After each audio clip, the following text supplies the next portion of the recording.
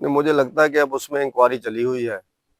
अब प्रशासन भी लगा है, कुछ दिनों के बाद कोर्ट में भी केस चल जाएंगे। कुछ लोगों के ऊपर 302 लगी है, किसी के ऊपर 307 लगी है। ये बहुत ही दुर्भाग्यपूर्ण घटना हुई है, अगर हम लोग कहेंगे। कुछ लोगों की जान चली गई, कुछ जिंदगी और मौत के बीच में जूझ रहे हैं। और दुर्भाग्यपूर्ण स्थिति ये है कि उन लोगों को जवाब देना चाहिए इन चीज़ों का, जिनके कारण ये घटना हुई है। जो मैं पिछले 2 सालों से बोल रहा था कि जहां उन्ना में कहीं गैंगवार हो सकता है, वो वार करने वाले लोग किसी एक राजनेता के चहेते लोग हैं। ऐसा मैं बार बार बोलता था, विधानसभा के अंदर भी, उन्ना के अंदर भी।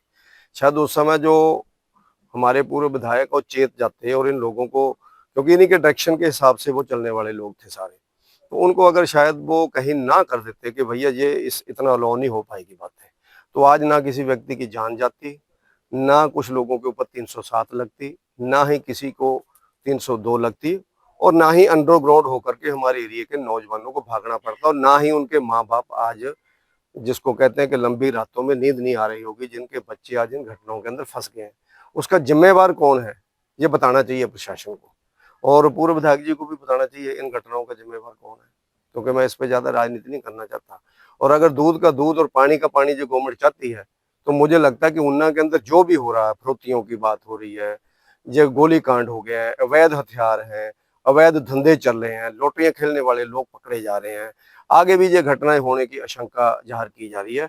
तो मैं कहता हूं कि ये सारी इंक्वायरी, अगर ये गवर्नमेंट ईमानदार है और हमारे पूर्व विधायक जी अगर ईमानदार है इस मामले में, इसमें गवर्नमेंट को पीछे हट करके सीबीआई को इंक्वायरी दे देनी चाहिए, ईडी को इंक्वायरी दे देनी चाहिए। तो दूध का दूध और पानी का पानी हो जाएगा।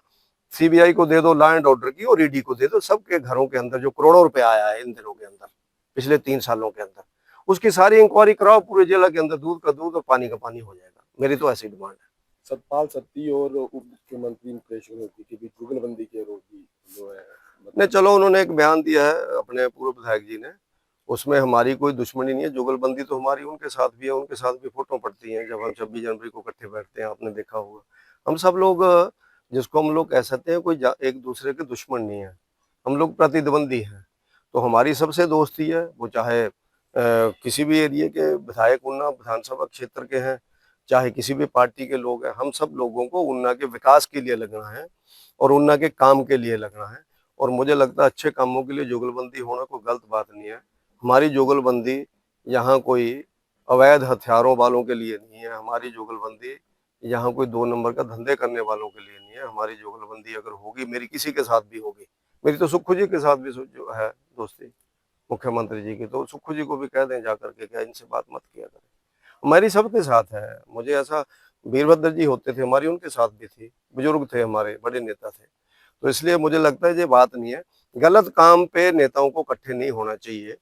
उनको करने के लिए, गलत काम को रोकने के लिए इकट्ठे हो जाए, तो मुझे लगता है कोई गलत बात नहीं है।